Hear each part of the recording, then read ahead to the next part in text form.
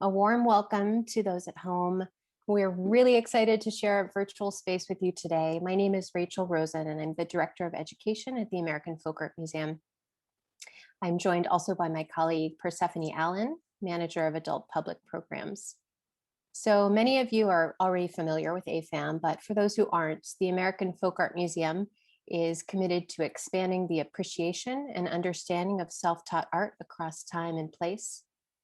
As we tune in from our homes today, we want to begin by acknowledging that our museum stands upon the unceded traditional homeland of the Lenape Delaware peoples, and we honor members of this nation past, present, and future. We also want to take a moment to express our gratitude for all of the healthcare workers continuing to combat the ongoing pandemic in our communities and around the world. So today's program is part of a series of events that celebrate the museum's 60th anniversary. We are so grateful for opportunities just like this to connect all of us online. It would not be possible without you. So please know that your support helps us to sustain all educational programming here at AFAM. So please do consider donating if you can. And more on this later, of course, but we encourage you to also support the Black Art Library, either through book donation, financial contribution, or by following the project on Instagram. So today's program features a talk, reading, and conversation with questions from you with Asmaa Walton, independent curator and founder of the Black Art Library, which celebrates its first anniversary this month.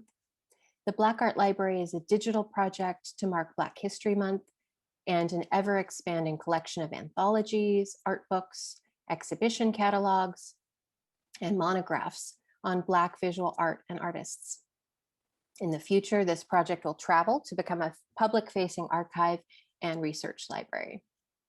So we will begin today with a brief introduction, followed by a presentation and reading by Asmaa. I invite all of our viewers to share your questions throughout the program whenever you think of them by using the Q&A feature at the bottom of your screen. So closed captioning is available for today's program in English. What you'll do is click on the CC button also at the bottom of your screen. And Persephone will share as many of your questions as possible after the reading, after time with Asmaa. One final note to be aware of, we will be recording today's program, and so a link will be archived and made available for later viewing. So now it is my honor to introduce our speaker today. Asmaa Walton is a Detroit native and the founder and curator of the Black Art Library. The Black Art Library is a collection of books she began curating on Black visual arts in early 2020.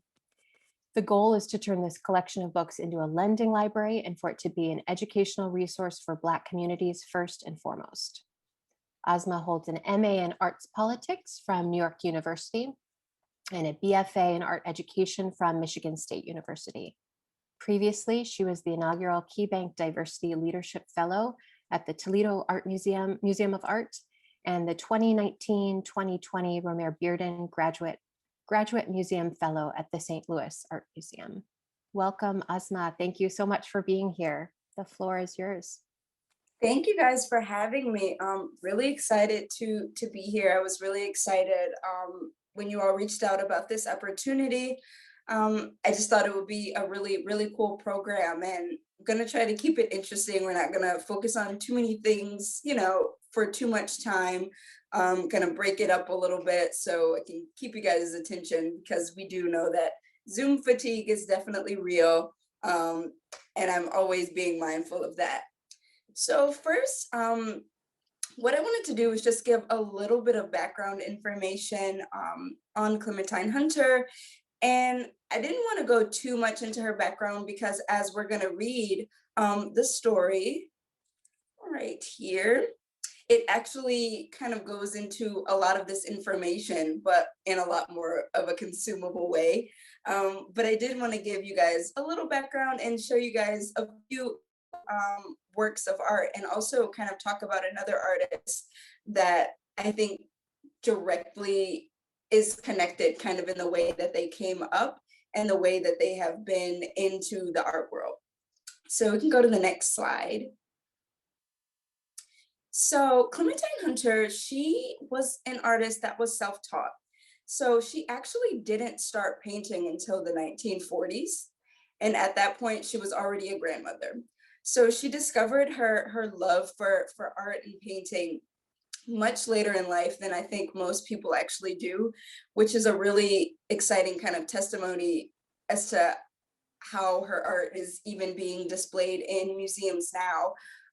Definitely not the traditional path that most people take when they're becoming an artist. And one thing that's really, really interesting about her work, so the first painting that she ever painted was of a baptism. So a lot of her work kind of has religious references. A lot of them were just the things that she was seeing around her. So the first painting she did was of a baptism in the Cane River, which was actually, on the plantation where she was living. And a lot of her paintings kind of show these similar styles. Next slide, please.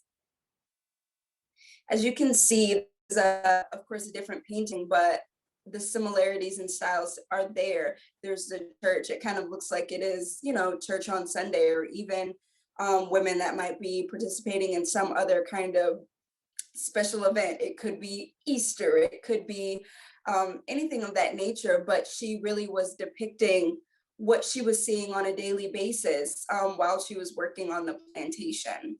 And one really interesting thing was she would have to do her paintings at night, and a lot of her work was done on just the basic materials that she could actually find. So she painted on glass window panes or pieces of wood that she was able to find, bottles, the bottom of like cast iron pots.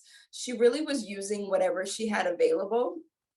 And she also was using materials that were left behind by artists that were living on the plantation or that had been on the plantation. She had found kind of leftover paints, which is super, super interesting to think about, because she knew that she wanted to do this and she made it happen any way that she could. And she was still creating really fantastic work that was really speaking to who she was and kind of what she was experiencing on a daily basis. Next slide, please. So she was also depicting kind of everyday things. For example, this is, inside of, actually think. So at first, when I first saw this, I was like, oh, it's a school. It's definitely not a school. And then I kind of thought about it more. I was like, well, it also kind of looks like a courthouse, but it also kind of looks like church. And I'm more so bound to think that it is an image from church, but she really was depicting just her daily life and the things that were normal to her. Next slide, please. Even showing recreational activities such as fishing. But if you think about it, she was living in Louisiana, she was living in the South. So the things that she's depicting, they make a lot of sense for what she was, what she was surrounded with during that time. And a really interesting thing is that her work actually was first depicted and exhibited in museums in about 1949, but she was not allowed to attend any of those museums or the exhibitions. It wasn't until 1970, when her work was exhibited, that she was actually able to go see it. And it actually was exhibited at the American Folk Art Museum, which is really cool. And it was also being exhibited in Los Angeles as well. But it's really something to sit back and think about, that this artist, there was a value seen in her work, but really when you think about it, maybe that same value wasn't seen in her as an individual. So that's one thing to really think about when you think about Black artists that were working in these really early time periods. It wasn't really just about making the art. You can make the art, but you might not ever see your art exhibited in your lifetime, depending on your age. And she was, later in her career when she started, as far as her age. So I feel like there was kind of the possibility that she was never going to be able to see her work being exhibited, which is one thing to really keep in mind when you think about her. Next slide, please. So another artist that I always think about when I think about Clementine Hunter is Sister Gertrude Morgan. So she is kind of has a similar background, has a similar story. She was born in Alabama and eventually moved to Louisiana. So they actually were kind of working in similar spaces and similar locations, and also seeing kind of some similar things when you look at their work. So Sister Gertrude Morgan, her work was a lot more heavily based on religious imagery than I think Clementine Hunter's was, but just a little bit. Next slide, please.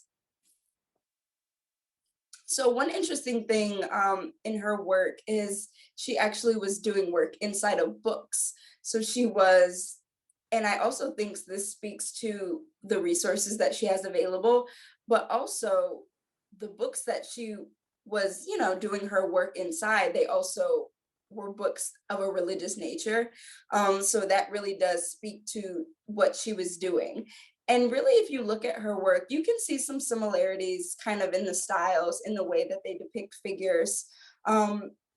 You kind of get the basics of what the figure is, and you really are cued in by kind of what's in the background and what's going on in the story. But one thing I really love about her work is that when you look at it closely, there's so much to view. Next slide, please. There's really so much happening in her work. And this is an example. I kind of just wanted to put these side by side to kind of show religious emphasis that they both had in their work in different ways. I actually think Sister Gertrude Morgan actually depicted herself a lot in the work that she was doing. In this painting that is on, excuse me, on the right side, I assume that that is an image of her. She has other works that are titled Self-Portrait, that are, similar and look exactly like the figure that she depicted here. And in the background, she has the church. On the Clementine Hunter painting, it's a little different. And for me, it's a little different than the work that I'm used to seeing. She usually has multiple figures in her work. And, right here, you just have the one figure. You have the Black Jesus Christ that she's representing. And I think that kind of speaks to the importance that she felt when creating this, because there was no need to include anyone else. She included her main subject. And I thought that was really amazing for her to do. So I don't want to get too much into art history because I probably could talk about them a lot more, but I do kind of want to jump into the reading of this book because, one, it's a beautiful book. So we could go to so we can get prepared for that. So the book that I'm going to be reading is called Art from Her Heart, folk artist Clementine Hunter. And I know I'm on Zoom, so it's a little hard to see. So I'm going to do my best in showing images. That is why I wanted to show you a few images of her work beforehand, just so I could, get it in your head a little bit, because there are some images here, but they're really tiny and it's kind of hard to see. But we can jump into the book and get started. So I am going to read the inside cover of the book because I think there's interesting stuff in there that you sometimes miss out on. Can you imagine being a painter who isn't allowed to view your own show? That's what happened to folk artist Clementine Hunter.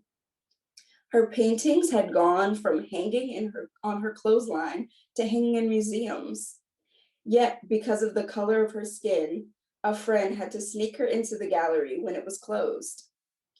Clementine Hunter was a self-taught artist who captured scenes of the backbreaking work and joyous celebrations in Southern farm life. Her work preserves a part of American history we rarely see, and the story of how she came to paint proves that art can help keep the spirit alive.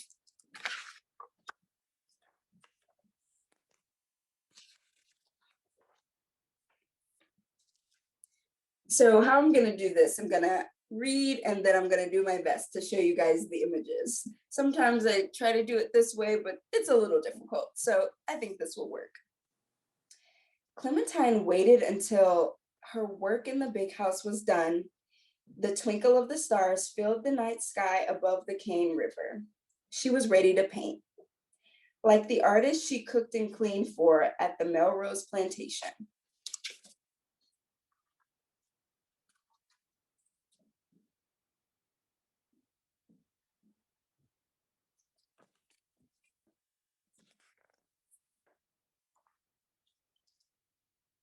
But she didn't wait for the perfect set of paints and canvas. She used the leftovers the artist gave her. Instead of canvas, she used window shades, glass bottles, black iron skillets, old boards, and whatever she could find. In the middle of her 100 years, Clementine Hunter had decided to paint.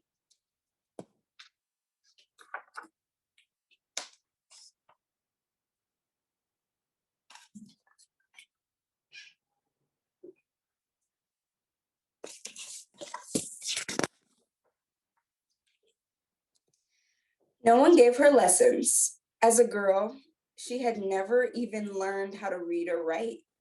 Clementine didn't like school and soon quit. She told her mama she'd rather pick cotton.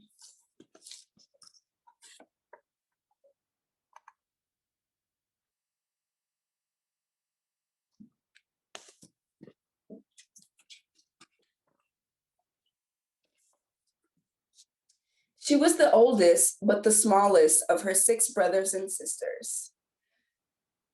Her nickname was Tibé, from the French word for little baby.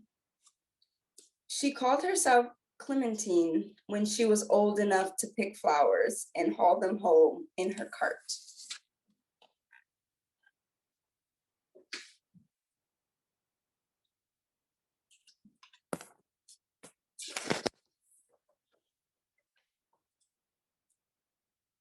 When Clementine decided to paint pictures, she didn't wait for the perfect art studio. While everyone was sleeping, she created bright colored images in the dim kerosene light of her small cabin.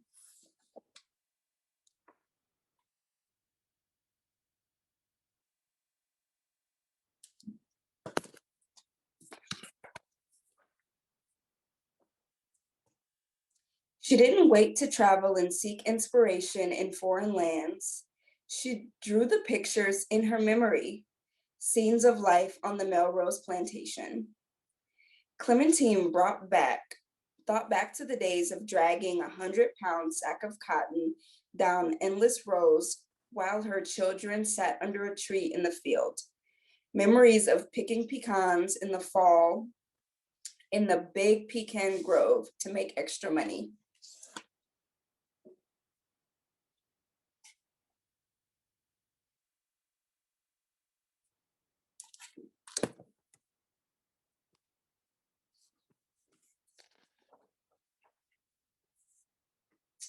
She remembered wash days spent over black wash pots and clothes flapping on her clothesline, long days of hard work and little pay.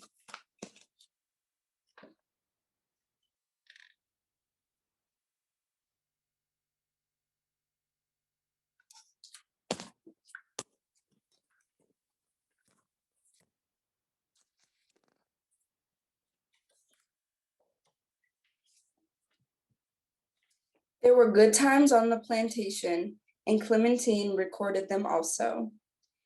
Couples laughing and dancing on a Saturday night, like the dance where Clementine and her husband, Emmanuel, met.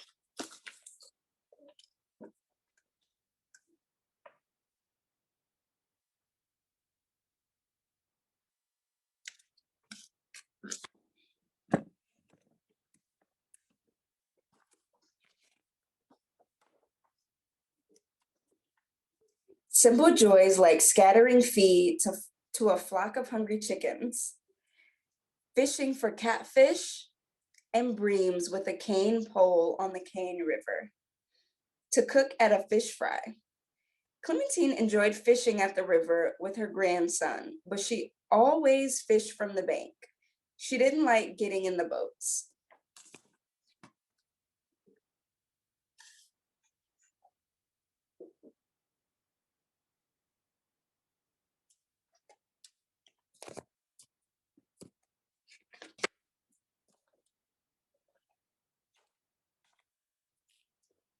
Clementine painted special times on the plantation too.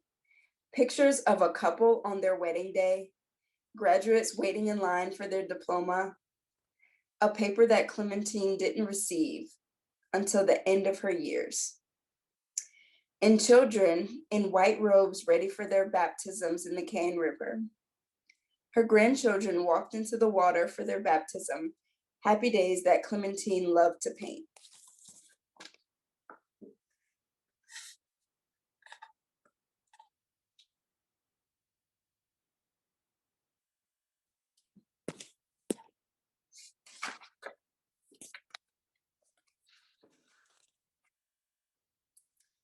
Clementine didn't wait for the world to find her art.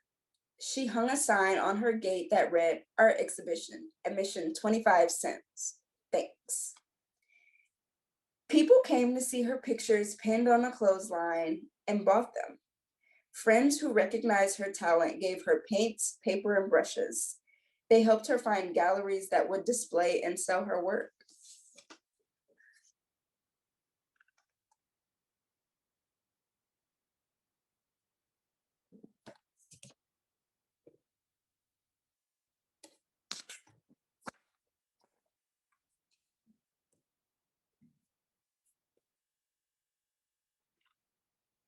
Years later, people lined up to see her artwork at a big museum in New Orleans, Louisiana.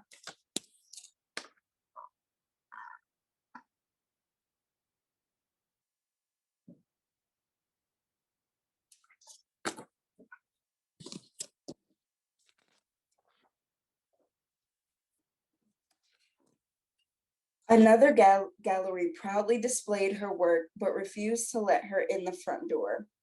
She had to wait until after hours to enjoy her own pictures on display. But the laws that kept her out would soon be gone, like feed thrown to the chickens.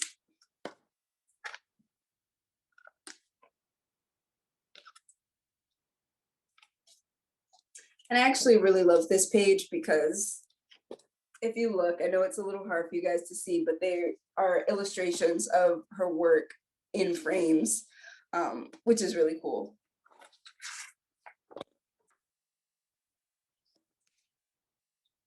The art that poured from Clementine's heart and mind give us a window to her life on the plantation, a window we would have missed if Clementine Hunter had waited for the perfect time to paint.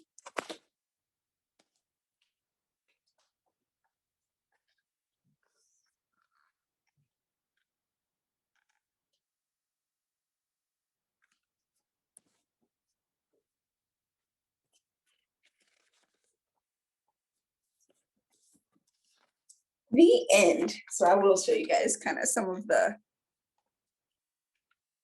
images. I know they're tiny, but hopefully you like this book and you're interested in getting a copy for yourself so you can actually see it more closely. I did my best, but this book actually is for sale in the Folk Art Museum's bookstore. So definitely grab that if you're interested in it, but you can also pretty much find it any bookstore.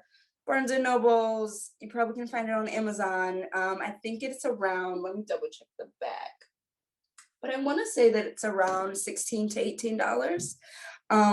But it's a really beautiful book. The story isn't too long. And it's just a really inspiring story to think about. And I think it's a really great one to share, especially during Black History Month. So if we go back into the slides, I can tell you guys a little bit more about what I do with the Black Art Library. So I'm the founder, and I really consider myself the head librarian of the Black Art Library. I know also I'm considered a curator because I am curating a collection of books, but I prefer the term librarian because I think it has a certain connotation and connection to care and caring for your community. So that's the one that I really love. So I started this project last February with the intentions of creating a resource that would be able to use, that anyone would be able to use to educate themselves on Black visual arts. So Black visual arts include painting, it includes ceramics, it includes sculpture.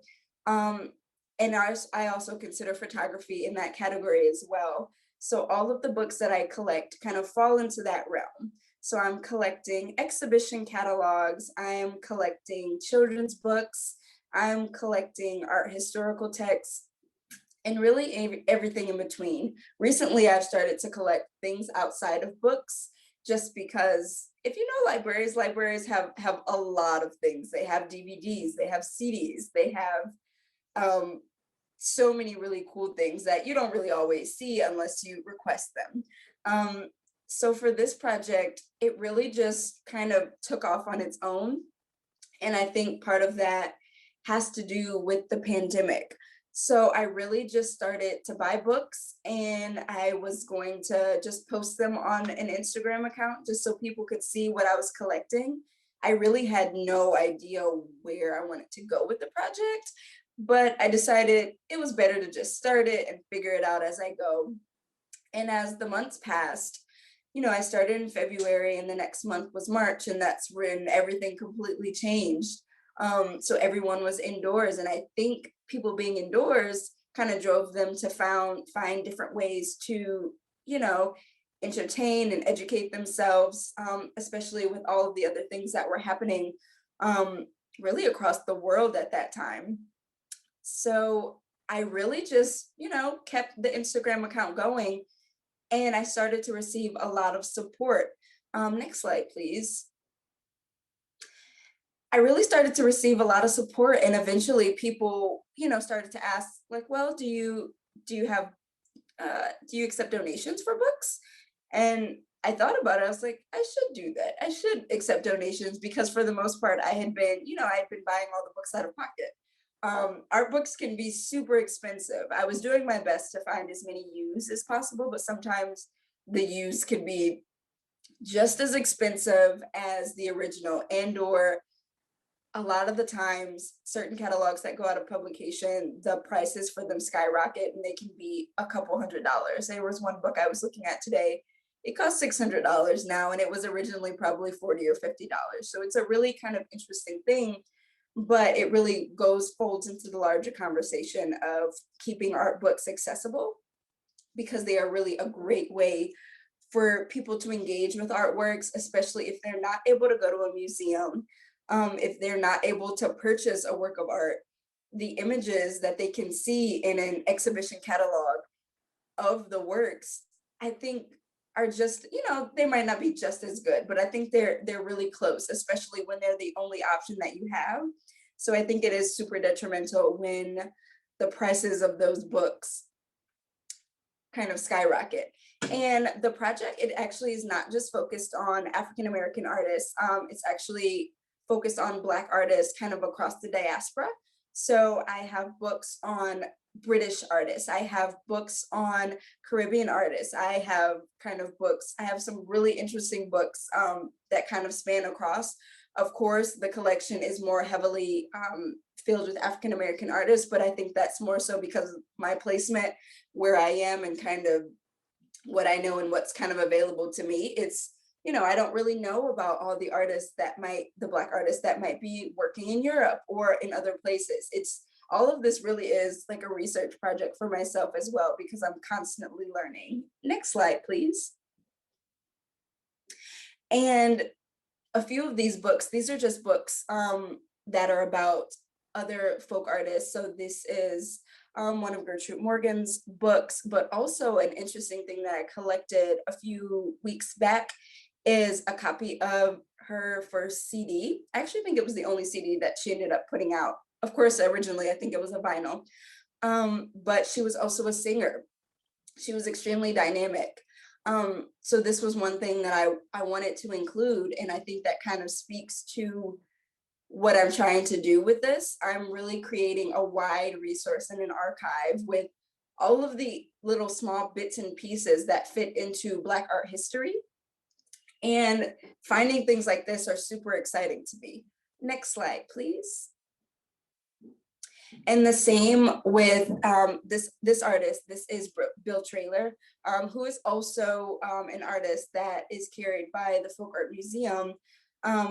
And it's really nice to be able to see the kind of, two sides of the books that I have. So the one on the left is an exhibition kind of catalog, more of a monograph of all of his work. And the other is a children's book. And it's kind of the story about how he first started painting. So it's really, really exciting that the collection kind of spans across that widely. Next slide, please. So one really cool opportunity that I was given this year was an opportunity to exhibit the Black Art Library at the Museum of Contemporary Art, Detroit. And I was super surprised by this. So this came up after I did a small kind of pop-up at a local house owned by an artist in Detroit. His name is Tony Rave. And he is creating a space for Black artists, but he still hasn't done all of the renovations. So he said, "Well, you should bring it here." So of course it's a regular house, so I had to get creative with how I was going to display the project. But this took place in September. I made sure to have lots of hand sanitizer. There was a huge backyard so people could come in, find the book they wanted to read, bring a blanket, sit in the backyard, and spend some hours reading some books. It was really great. And that opportunity is actually the one that brought me this opportunity at the Museum of Contemporary Art, Detroit. And it's super exciting for me because of course Detroit is my hometown. Um, but I think it's just really exciting that this project is being displayed in a space like this because it's a little out of the ordinary, right? You actually can go and pick up the books off these shelves that are hanging up. There are 3 tables, as you can see, there's just one in this photo at the bottom, but there are 3 tables set up that way with 2 seats each. You can grab some books, sit down at the table, spend some time looking through them, take some photos of the book if you like. And then we have a library cart that you can put the books on at the, when you're finished with them, and we allow them to sit on the cart for a whole 24 hours before we put them back. We're just trying to be as precautious as possible with COVID because you can't actually, you can't spray and sanitize the books. So you have to figure out ways to do your best to really keep the germs out of the situation. But it's super exciting to see, and this is actually going to be up until mid-April, which is super exciting. And there's so many opportunities for cool things that can be done like this. I think this project is definitely one that can be mobile, that can travel to other places. The long-term goal is to have I want a physical location based in Detroit, and essentially it would act as a reading room where all the books are housed.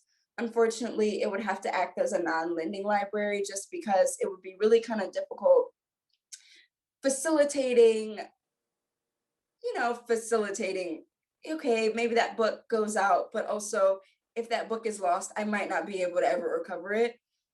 So that's just one thing that I have to think about. And I also think that the books only being able to be accessed in kind of one place in a way keeps it accessible. Because if there is a particular book that someone ends up taking home, what if someone else comes in and they're really interested and that's the one they really needed for that day? And the person keeps checking it out, so it's not back for a while. So I think this way, it makes it kind of fair for everyone.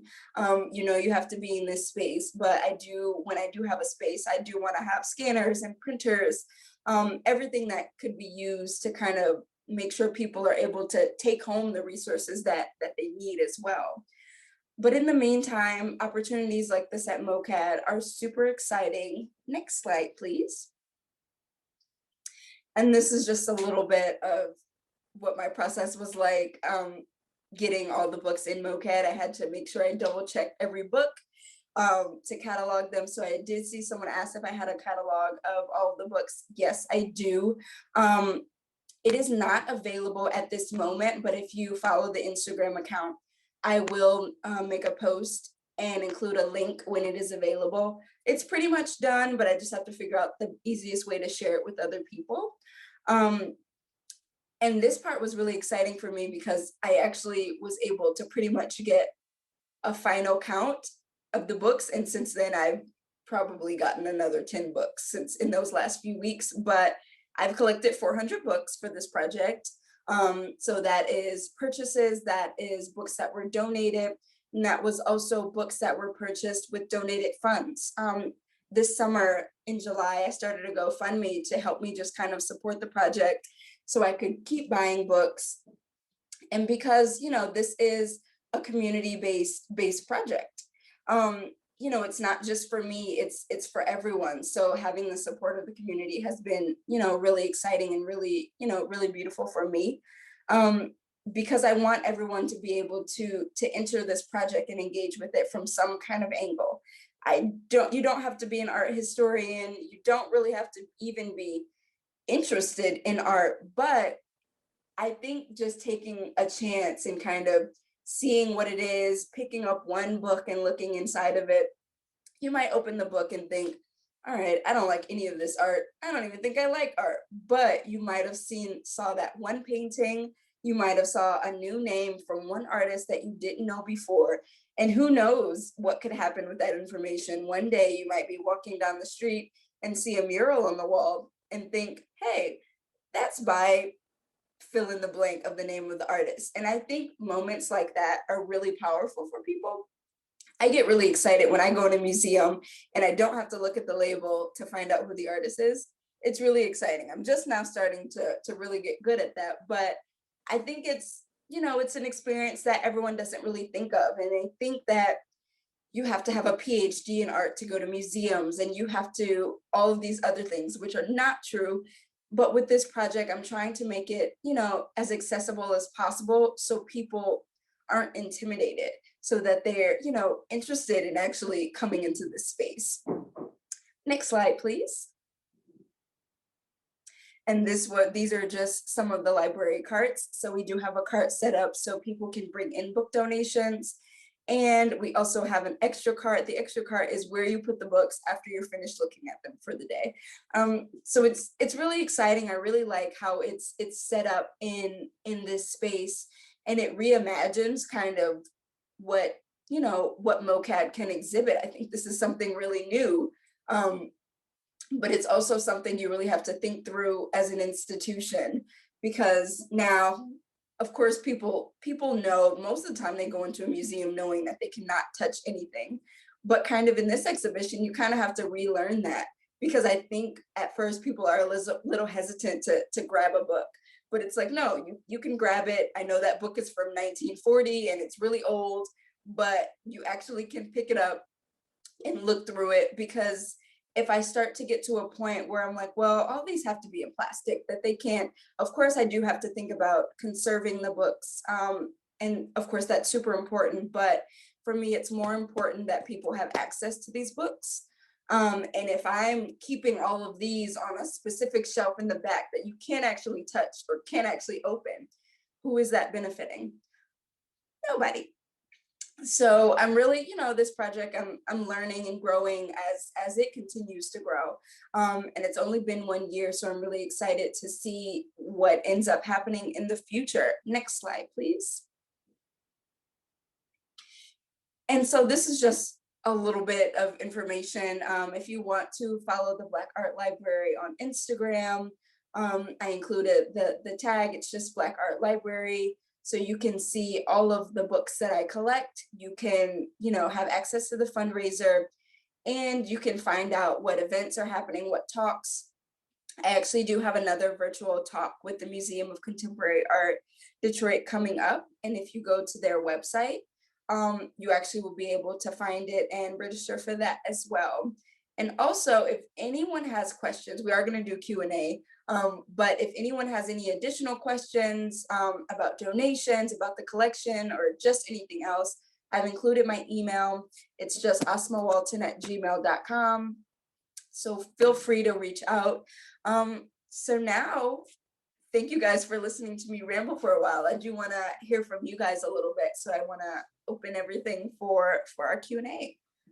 Well, Asma, I think on behalf of everyone on the call, we just want to thank you so much for such an inspiring introduction to your work. It was wonderful to see Sister Gertrude Morgan and Clementine Hunter's work through your lens, and just the thoughtfulness that you brought to it Thank has you. really, I think it's just been so wonderful so far, and the questions are coming in fast and I furious. know I've been trying to, like, I see them pop up, but I'm like, okay, I know I can't answer any questions now. So we're going to try and answer as many of these as we can, and knowing full well that there are way more here than we'll be able to get to, which is always really exciting to see that it's generating so much excitement. So I want to start with a question that I think is really great and is about accessibility, which was what you raised, and how this is a project for the community.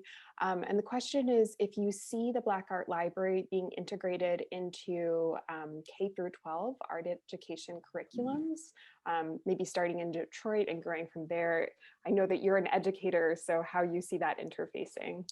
So that's definitely something that has kind of been in the back of my mind. So my bachelor's degree is in art education, but I just kind of wanted to get into art education from a different entry point. Not as a traditional classroom teacher. I was a lot more interested in community art education.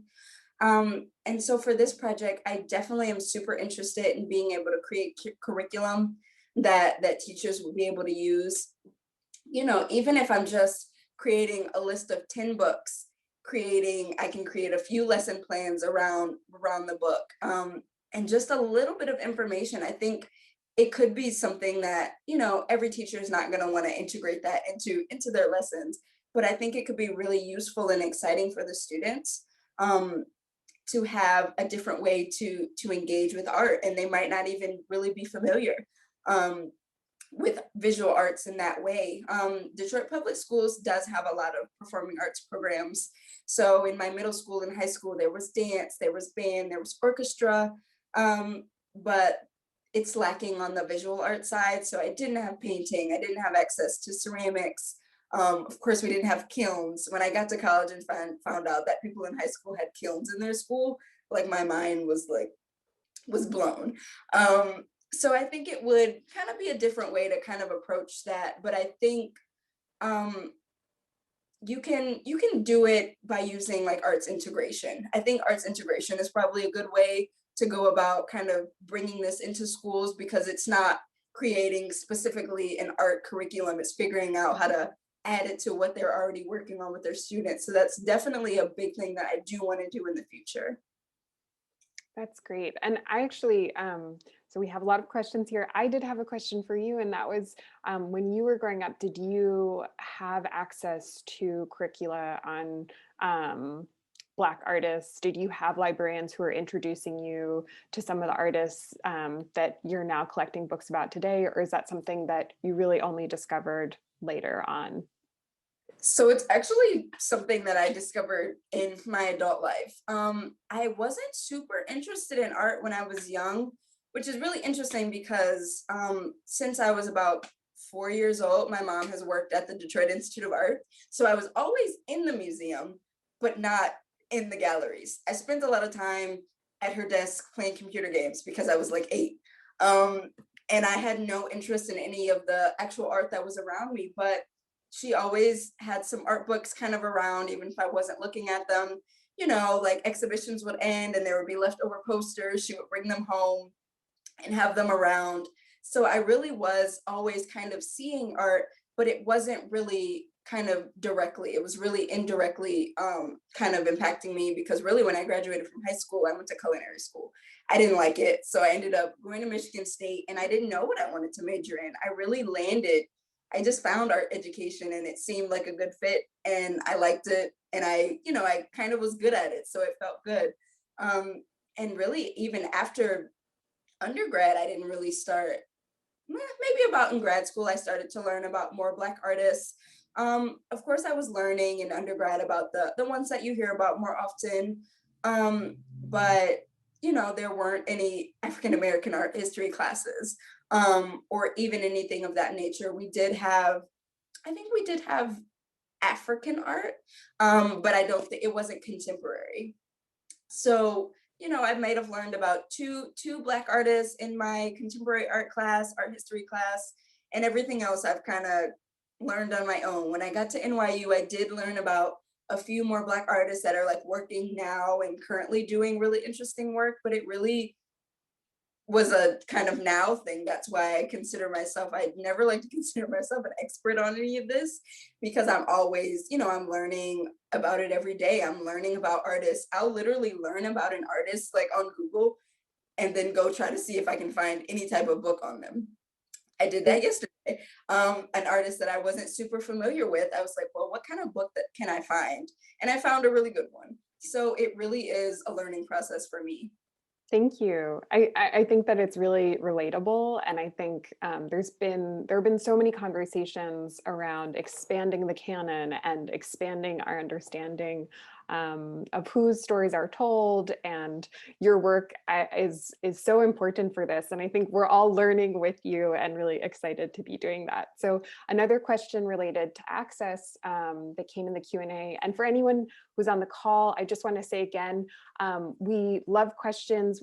Please put them in the Q&A and we'll keep going through these. But the question is, do you do Zoom presentations for schools? I'm wondering, this might be a teacher, if you could speak to that as well.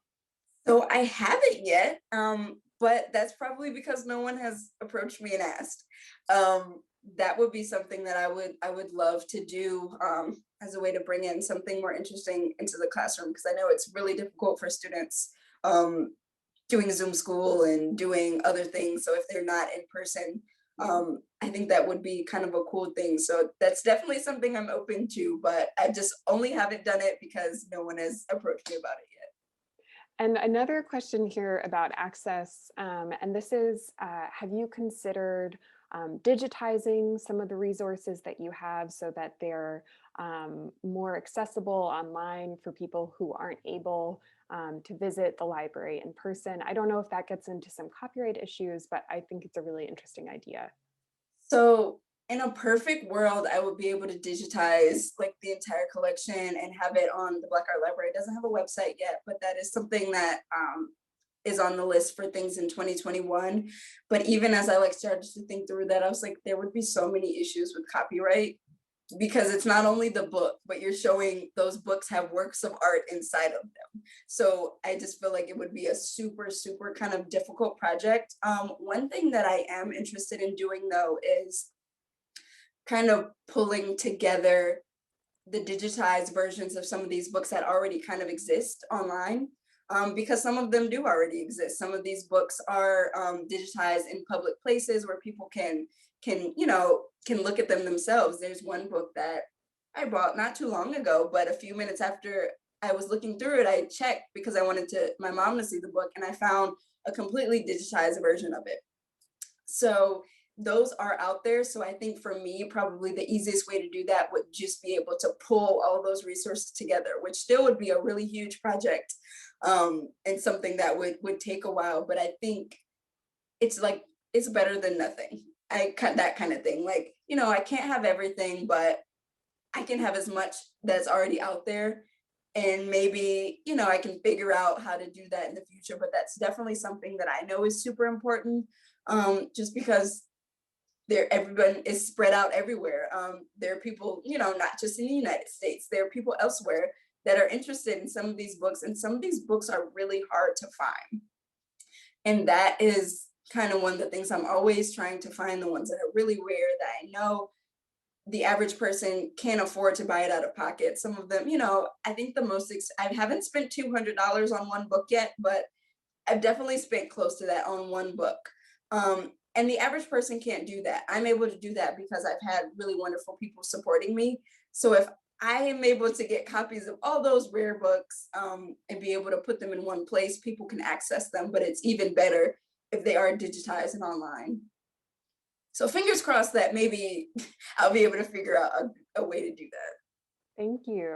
I think the ways that you're troubleshooting different questions of access are also really inspiring. And show the creativity of this project as it continues to grow?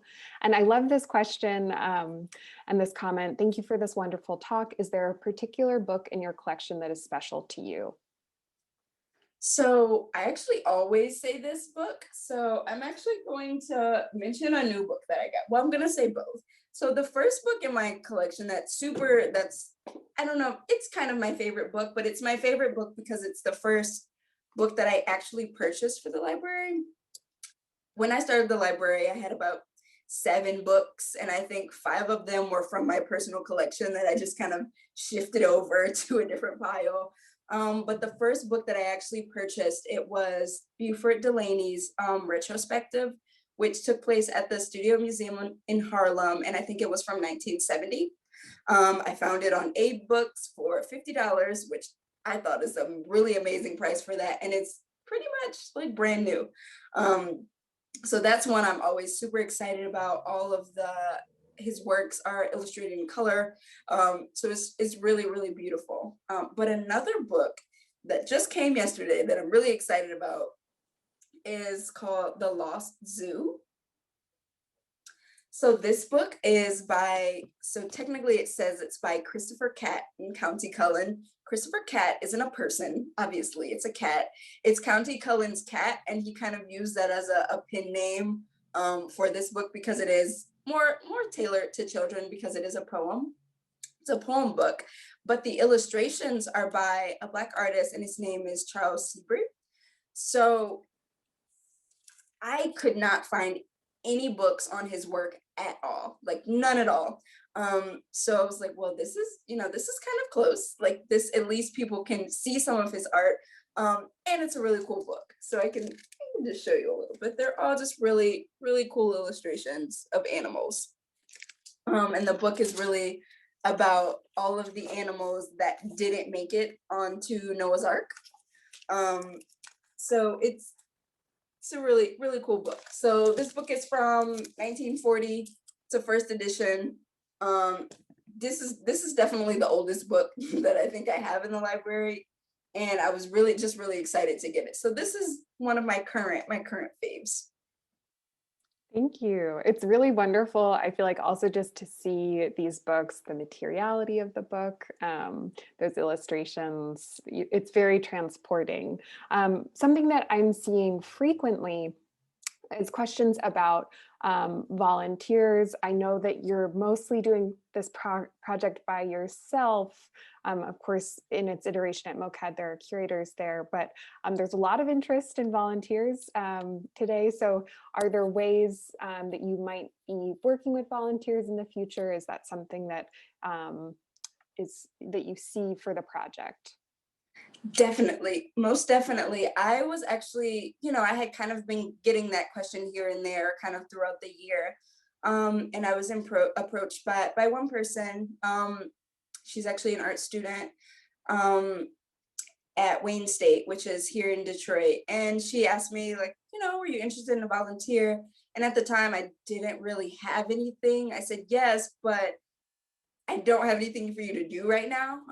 So some time passed, and I created like an email sign up just so I can have some people's emails just in case.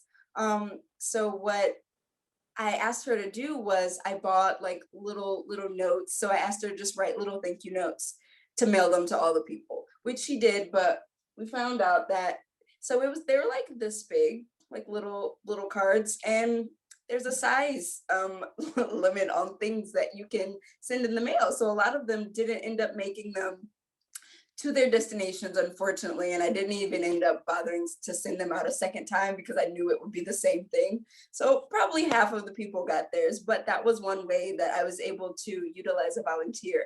So I definitely think there will be more opportunities for things like that in the future, even thinking about ways to, make the project a little more accessible. And especially thinking in the future, even, getting grants for things that I can have volunteers for and things of that nature. So that's definitely something that's on my radar, but it's like a come as it, as things progress type thing. Great. So I think everyone who's on the call and has been asking about this will be following your work so they can see when you have those calls for volunteers. And you actually answered another question that came up, which was, have you applied for grants for your work? So I think that we've got about 5 minutes left on the call, and I wanted to combine two questions that we have, and that was, what's the future of the library after the Mocad exhibition closes? Will it have another permanent location? And could you speak to your goals for the future? We have your professional goals, but also the goals for the library. So I guess I'll just start with my own kind of personal kind of goals, I guess. So I came to this work from working in museums. So I had 2 fellowships at museums, right after finishing grad school. And I do love museums. I love what they are. I love, what they're supposed to be and how, people in the community are supposed to engage with them. But for myself, I was finding that work to be a little draining. Even after this past year, like a lot of things were happening in museums. So it was a kind of a lot. And I was thinking about other ways that I could really do the work that I was interested in. I was, heavily working museum education type programming.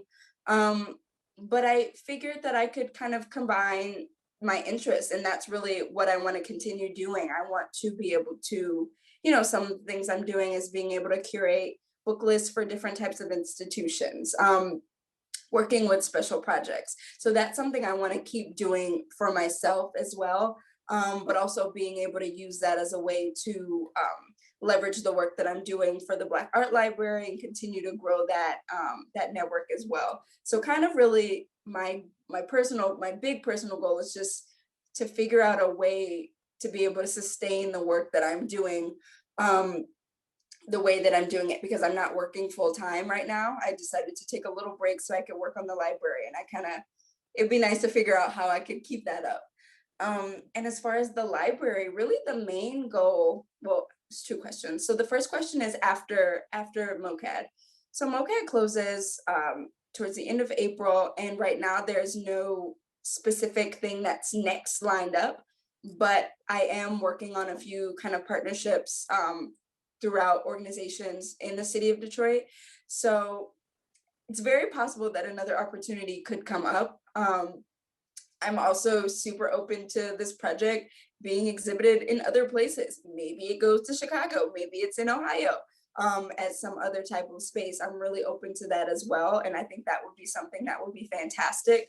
The long-term goal is to have a physical space, but I feel like I won't be ready for that for maybe another 2 years or something. So in that meantime, I think it would be really, really helpful for the project to travel and to be seen in different places so people can have, they can recognize the project, especially for Detroit residents, even if that means it's traveling in different places in Detroit, different community centers, maybe different public libraries, just so different people can see it. Because before I have a permanent location, I want the community to feel like they have some buy-in to the project, to understand what it is, to know what's happening, so it's not just something that pops up in their neighborhood and they're like, what's that thing? I want them to at least be a little familiar with the work that I've been doing, because I just think that's super important, especially in cities like Detroit that are going, through very heavy gentrification, and the residents aren't always considered. Even though I'm a Black person doing this work, I think that it doesn't matter. It's still the same, in the aspect of you can't just, pop up somewhere and try to start this whole thing when you don't even know the foundation that has been built around the neighborhood. So in the meantime, figuring out other opportunities to show the project, but a few years from now, having the permanent location, and the permanent location, I really want students to be able to use, maybe people that are getting their PhDs, maybe curators at museums. I want it to be really a cross between even someone who, just had a few minutes free or just wanted to, get out of the cold for like 10 minutes and wanted to sit down and read a book. But it could be someone who is studying Romare Bearden for their, dissertation, and all of the books that they need, they can't really get them all in one place. This is one place that you can come and you can work, and maybe eventually I can have some type of fellowship for people that are doing research here. So I have a lot of like ideas and goals, but for the main thing, I think it's just getting the project out there as much as possible. Well, thank you so much, Asmaa. I really want to thank you for this master class, really in manifesting a creative vision and in making resources available. So I want to invite Richard to bring back up that last slide where we shared your information. Thank you again for just sharing so much of your work with us today. Asmaa will be sharing a list of recommended readings for future research after the program that we'll send out with the program recording following today's event. And as we put in the chat, if you enjoyed the reading of Art from Her Heart, we do have that book in our museum shop, and a link for that will also be in a follow-up email. I want to thank you to everyone on the call for spending your Friday afternoon with us. We hope you'll join us again and visit folkartmuseum.org/programs to find out more about upcoming events online. And our very own librarian was on the call today and reminded me to just invite everyone to visit our website to check our own library page. Many of the titles that Asmaa has at the Black Art Library are also in the Folk Art Museum's library, and you can use that for your own research and as a resource. So we look forward to following your work and continuing to learn from you, Asmaa. Thank you for really this insightful and just fantastic conversation today. Yeah, thank you guys so much. And I really hope everyone enjoys the rest of their Friday afternoon.